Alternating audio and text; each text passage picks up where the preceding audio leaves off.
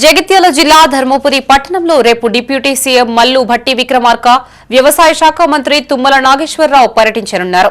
ఈ సందర్భంగా పర్యటనకు సంబంధించిన ఏర్పాట్లను సంక్షేమ శాఖ మంత్రి అడ్లూరి లక్ష్మణ్ కుమార్, జిల్లా కలెక్టర్ సత్యప్రసాద్, ఎస్పీ అశోక్ కుమార్లతో కలిసి పరిశీలించారు. అనంతరం మంత్రి లక్ష్మణ్ కుమార్ మీడియాతో మాట్లాడారు. ఎల్కేజీ నుంచి పీజీ వరకు నాణ్యమైన విద్యను అందించేందుకు రాష్ట్ర ప్రభుత్వం కట్టుబడి ఉందన్నారు. ధర్మపురి మండలం నేరెళ్ల శివారులో 200 కోట్ల వ్యయంతో నిర్మించనున్న ఇండియా ఇంటిగ్రేటెడ్ స్కూల్ భవనానికి భూమి పూజతో పాటు గోదావరిలో మురుగునీరు కలవకుండా sewage treatment plant, degree college నిర్మాణాలకు డిప్యూటీ సీఎం శంకుస్థాపన చేయనున్నట్లు తెలిపారు. వీటితో పాటు పలు అభివృద్ది పనులకు మంత్రి తుమ్మల నాగేశ్వరరావుతో కలిసి డిప్యూటీ సీఎం శంకుస్థాపనలు, ప్రారంభోత్సవాలు చేయనున్నట్లు వివరించారు. ఈ కార్యక్రమంలో కాంగ్రెస్ పార్టీ నాయకులు, కార్యకర్తలు, వివిధ శాఖల అధికారులు పాల్గొన్నారు.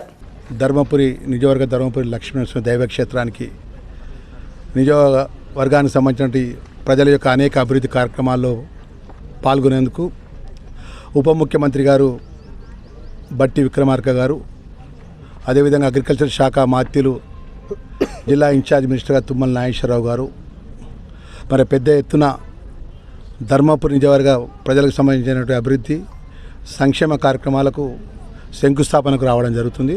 పిల్లల చదువు గొప్పగా ఉండాలని, ఏదైతే చదువు ఎల్కేజీ నుంచి ఇంటర్మీడియట్ డిగ్రీ వరకు పెద్ద ఎత్తున తెలంగాణ రాష్ట్ర ప్రజలకు గొప్ప చదువుని ఇవ్వాలని చెప్పి గౌరవ ముఖ్యమంత్రి గారి యొక్క ఆలోచన, గౌరవ డిప్యూటీ చీఫ్ మినిస్టర్ గారి యొక్క ఆర్థిక శాఖ మంత్రులుగా వారి యొక్క ఏదైతే ఆలోచనని యంగ్ ఇంటిగ్రేటెడ్ స్కూల్ సుమారు 200 కోట్ల రూపాయలతోని క్లాస్ నుంచి ఇంటర్మీడియట్ డిగ్రీ వరకు, అదేవిధంగా ఇంకా ఫ్యాకల్టీ పరంగా గొప్పగా చదువునిచ్చే విధంగా 200 కోట్ల రూపాయలతోని భవనాన్ని నిర్మాణ శంకుస్థాపన జరగడం జరుగుతుంది. అదేవిధంగా ధర్మపురి మున్సిపల్కి సంబంధించినటువంటి ప్రాంతానికి రోజుకు వేలాది మంది పిలిగ్రిమ్స్ వస్తారు.